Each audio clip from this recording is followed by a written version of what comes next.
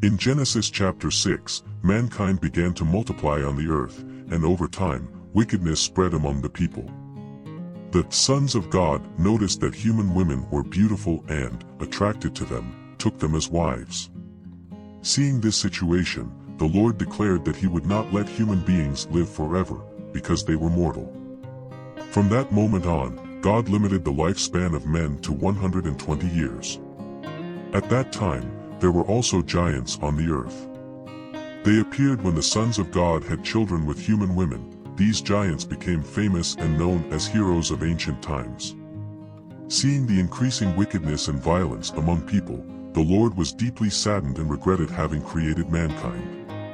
He said, "I will wipe out from the face of the earth the human being I have created, and with him the animals, the creeping things and the birds of the air, for I am sorry that I have made them." However, Noah found favor with God. Noah was a righteous and upright man who lived in communion with God and had 3 sons, Shem, Ham, and Japheth. Among all the men of his time, Noah stood out for his obedience to God. But when God looked at the rest of humanity, He saw only corruption and violence. Determined to put an end to this situation, God revealed to Noah, "I am determined to put an end to all human beings, for the earth is filled with violence because of them. I will destroy them along with the earth." Then God instructed Noah to build a large ark with strong wood, divided into compartments and sealed with pitch inside and out. The ark was to be 133 meters long, 22 meters wide and 13 meters high, with an opening half a meter below the roof for ventilation, 3 floors, and a side door. God announced that He would send a flood to cover the earth and destroy all life. However, God made a covenant with Noah. He and his family would be saved. God commanded Noah to take into the ark his wife, his sons, and his daughters-in-law, and 1 pair of every kind of animal, bird, and creeping thing, to preserve them. Noah was also to store enough food to sustain them all. And Noah did exactly as God had commanded him. In Genesis chapter 7, God told Noah, "Go into the ark with your family, for I know that you alone are righteous among the people." God commanded Noah to take 7 pairs of each kind of clean animal and 1 pair of each kind of unclean animal, as well as 7 pairs of each kind of bird, so that the species would be preserved on earth. Then God warned, "Within 7 days I will make it rain for 40 days and 40 nights, and I will destroy every living creature that I have created." Noah did everything exactly as the Lord had commanded him. When the flood began, Noah was 600 years old. He, his wife, his sons, his daughters-in-law, and all the animals, both clean and unclean, birds, reptiles, and other creatures, entered the ark in pairs, male and female, as God had commanded.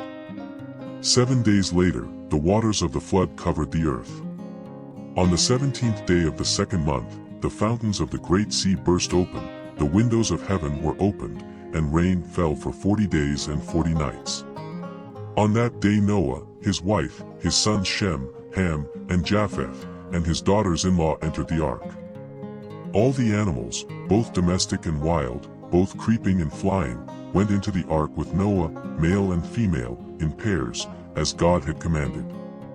Then the Lord closed the door of the ark. The flood lasted for 40 days, and the waters rose, lifting the ark, and it began to float. The water covered all the highest mountains and rose another 25 feet. All living things on earth died, birds, livestock, wild animals, reptiles, and humans, everything that had the breath of life perished. Only Noah and those who were with him in the ark survived. The rest of creation was destroyed. The waters prevailed for 150 days before they began to recede. At the beginning of Genesis chapter 8, God remembered Noah and all the animals in the ark. He sent a wind over the earth, and the waters began to recede. The fountains of the great deep and the windows of heaven were closed, and the rain stopped falling on the earth. As the rain stopped, the waters gradually began to recede. After 150 days, on the 17th day of the 7th month, the ark came to rest on the mountains of Ararat. From then on, the waters continued to recede, and on the first day of the 10th month, the tops of the mountains began to appear. 40 days later, Noah opened the window of the ark and released a raven, which flew back and forth, waiting for the land to dry up. Then Noah released a dove to see if the waters had receded, but the bird could not find a place to land, for the land was still covered with water. Noah reached out, caught the dove, and brought it back into the ark. 7 days later, he released the dove again, and it returned in the evening, carrying a green olive leaf in its beak. From this, Noah knew that the waters were receding. After another 7 days, he released the dove a third time, and this time it did not return. When Noah was 601 years old, the waters on the earth had dried up. On the first day of the first month, he removed the covering of the ark and saw that the earth was drying up. On the 27th day of the second month, the earth was completely dry. Then God commanded Noah, "Go out of the ark with your wife, your sons, and your daughters-in-law. Also, release all the animals that are with you, birds, livestock, wild animals, and everything that creeps on the ground, so that they may spread over the earth and multiply and fill the earth again." Noah, his family, and all the animals came out of the ark, each according to its kind. In gratitude, Noah built an altar to the Lord and offered sacrifices of clean animals and birds. The aroma of the sacrifices pleased the Lord, and he promised, "Never again will I curse the ground because of man, for I know that from his youth his thoughts have been inclined to evil. And never again will I destroy all living things as I have done this time.